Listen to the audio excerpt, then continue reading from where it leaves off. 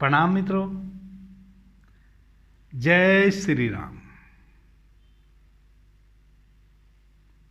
मित्रों, पिछले कई दिनों से हमारी चर्चा का विषय महर्षि पतंजलि के अष्टांगिक मार्ग पे चर्चा करना रहा है। अभी तक हमने यम, नियम, आसन, प्राणायाम, प्रत्याहार पे बात की है। आज से हम धारणा पे बात करेंगे, कल हम ध्यान पे बात करेंगे, परसों हम समाधि पे बात करेंगे। मित्रों, पहले जो 5 अंग थे अष्टांगिक मार्ग के, यम, नियम, आसन, प्राणायाम, प्रत्याहार, ये सब शारीरिक तल, भौतिक तल पे थे। कैसे हम सत्य को उपलब्ध हों, कैसे हमारे जीवन में सत्य उतरे, कैसे हमारे जीवन में ब्रह्मचर्य उतरे, कैसे हमारा शरीर शुद्ध हो, कैसे हमारा शरीर ऊर्जावान हो,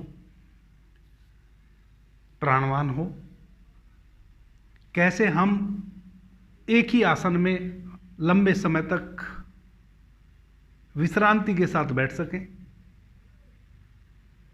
कैसे प्राणायाम के माध्यम से अपने शरीर को ओजस्वान बना सकें, तेजस्वान बना सकें, ऊर्जावान बना सकें, कैसे फिर हम अपनी 5 इंद्रियों को भीतर, बाहर के आहार जो हमारी 5 इंद्रियां लेती हैं वह भीतर आहार ले, प्रत्याहार को हम उपलब्ध हों, हमारी 5 इंद्रियां प्रत्याहार करें, भीतर आहार ले, आंखें भीतर देखे, कान भीतर सुने।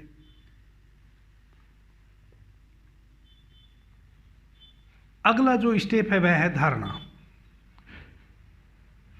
उसके बाद ध्यान, उसके बाद समाधि।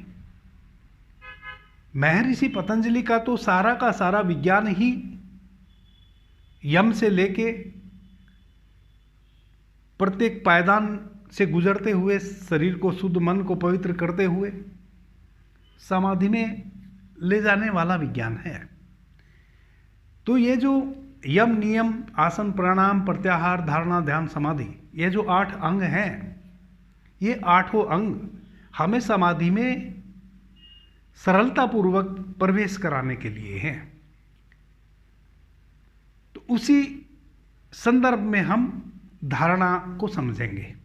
अब धारणा यानी कि हम किसी की धारणा करेंगे तभी तो उसका कल ध्यान करेंगे। तो धारणा क्या है? जैसे हम एक मंदिर निर्मित करते हैं, किसी एक देवालय बनाते हैं, परमात्मा का मंदिर बनाते हैं। जैसे हम भगवान श्री राम का मंदिर बनाने का हमारे मन में ख्याल आया, हमने मंदिर का स्ट्रक्चर खड़ा किया, मंदिर का निर्माण किया, फिर अपनी धारणा से एक मूर्ति को गढ़ा, पत्थर को तराशा, एक मूर्ति को बनाया, फिर उस मूर्ति में प्राण प्रतिष्ठा कराई, और प्राण प्रतिष्ठा के बाद हमने अपनी धारणा से यह स्वीकार किया कि अब यह पत्थर की मूर्ति नहीं है, भगवान श्री राम हैं। और उस धारणा को इतना मजबूत किया कि हमें कभी पत्थर दिखाई ही ना देवे। हम जब भी मंदिर में प्रवेश करें, हमें मुस्कुराते हुए प्रभु श्री राम ही दिखाई देवे। हमारी धारणा इतनी मजबूत। तो ये जो मंदिर बनाने का जो कॉन्सेप्ट है, जो मंदिर बनाने की प्राचीन हमारे यहाँ परंपरा है, वह क्या है? पहले हम अपनी धारणा से पत्थर की मूर्ति को भगवान मानते हैं, फिर उस भगवान का ध्यान करते हैं, फिर उस भगवान को भीतर पाने के लिए समाधि में डूबते हैं। अभी पहले हम बाहर दर्शन करते हैं, खुली आंखों से दर्शन करते हैं, मूर्ति रूप में दर्शन करते हैं प्रभु के, फिर हम उसी प्रभु का भीतर ध्यान करते हैं, और फिर समाधि में उसी प्रभु को हम भीतर अपने भीतर पाते हैं। या कहें कि वह जो पत्थर की मूर्ति, अपनी धारणा से जिस मूर्ति को हमने भगवान माना है, उस पत्थर की मूर्ति को जिसको हमने भगवान माना है, उसी भगवान को साक्षात अपने भीतर फिर जन्म देना है। मित्रों, समाधि परमात्मा को अपने भीतर जन्म देना है। और अपने भीतर तो जन्म हम तभी दे पाएंगे ना परमात्मा को, जब हमारा परमात्मा से कोई परिचय होगा।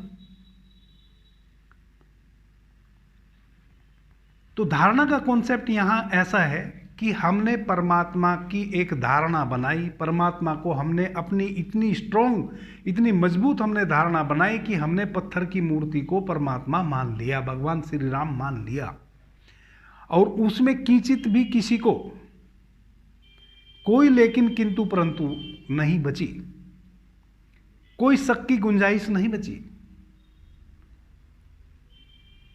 हमारी धारणा इतनी मजबूत बनी कि हमने जिस मूर्ति को पत्थर से गढ़ के, मूर्ति का रूप जिस पत्थर को दिया है और जिसको हमने भगवान माना है, अब हम उसको जीवित भगवान, जीवित देव ही मानते हैं। उसमें तनिक भी शंका नहीं है कि यह पत्थर की मूर्ति है। यानी कि हमारी धारणा इतनी मजबूत हो जाए कि पत्थर की मूर्ति कभी पत्थर की मूर्ति दिखे ही ना, लगे ही ना। जीवंत भगवान, साक्षात श्वास लेते हुए भगवान, साक्षात हमारी तरफ देखते हुए भगवान, साक्षात मुस्कुराते हुए भगवान ही हमें नजर आए। तो धारणा का मतलब है मित्रों धारण करना। तो परमात्मा का एक रूप हमने धारण किया, फिर उस रूप का हमने ध्यान किया और फिर उसको भीतर जन्म दिया समाधि में। तो यहां धारणा से मतलब है कि हमने अपनी धारणा से, अपने विचार से, अपने मन से, अपने मन को इतना स्ट्रोंग किया कि हमने एक पत्थर को भगवान मान लिया। मित्रों,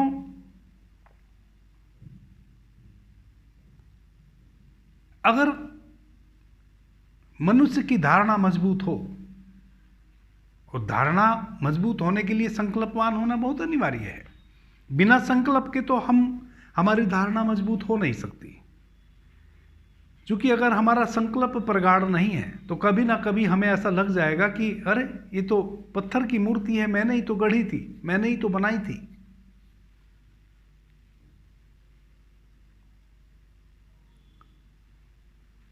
संकल्पवान होना जरूरी है। बहुत सारे लोगों ने पीछे प्रयोग किए हैं। अगर हमारी धारणा मजबूत है तो हम एक सूखा कंकड़ भी अपने हाथ पे रख लें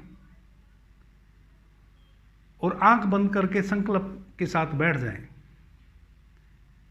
और यह धारणा करें कि यह सूखा कंकड़ नहीं, मेरे हाथ पे जलता हुआ कोयला रखा गया है।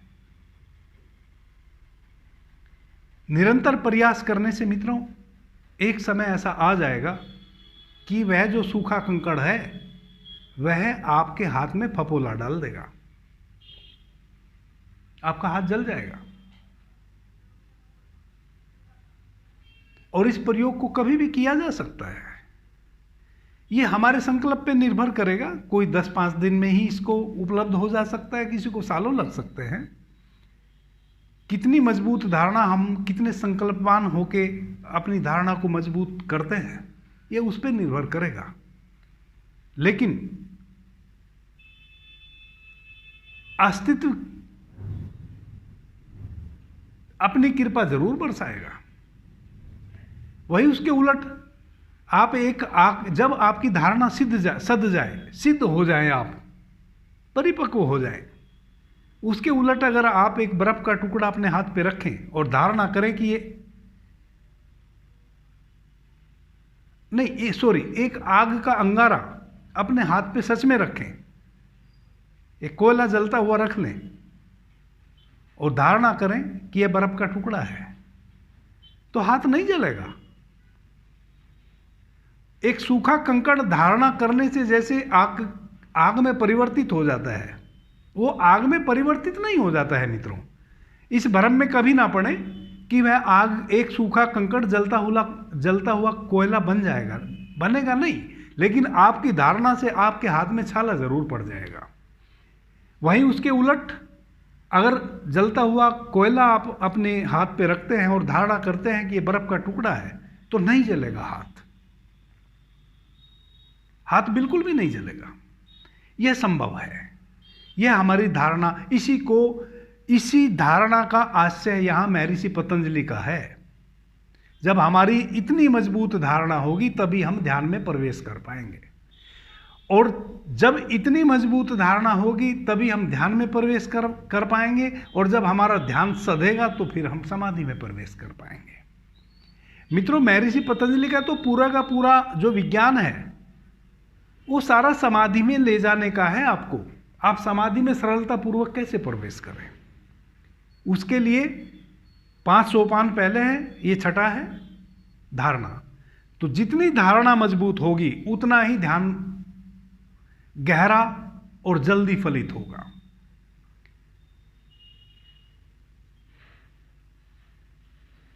तो धारणा का आशय हमने एक परिकल्पना कर ली, एक कल्पना कर ली कि परमात्मा की हमने एक, चूंकि परमात्मा के विभिन्न रूप हैं,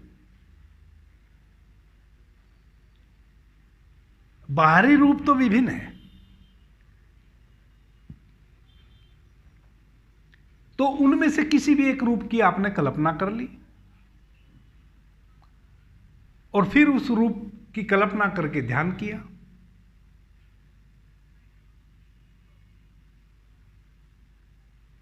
तो ध्यान में जाने के लिए हमें एक गढ़ना पड़ेगा परमात्मा को, जिसका हमें ध्यान करना है।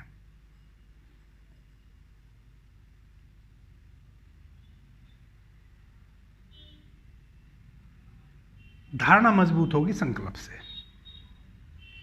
किसी भी चीज को हम माने तो 100% माने, फिर उसमें कोई गुंजाइश न बचे नहीं मानने की। फिर हमें कोई 1000 बार कहे, हजारों लोग कहें कि यह सत्य नहीं है, अरे ये तो पत्थर का टुकड़ा है, नहीं, अगर मैंने भगवान उसको माना है तो मान लिया है।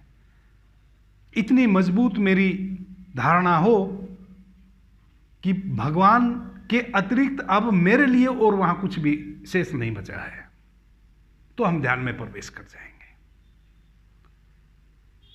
अभी के लिए इतना ही।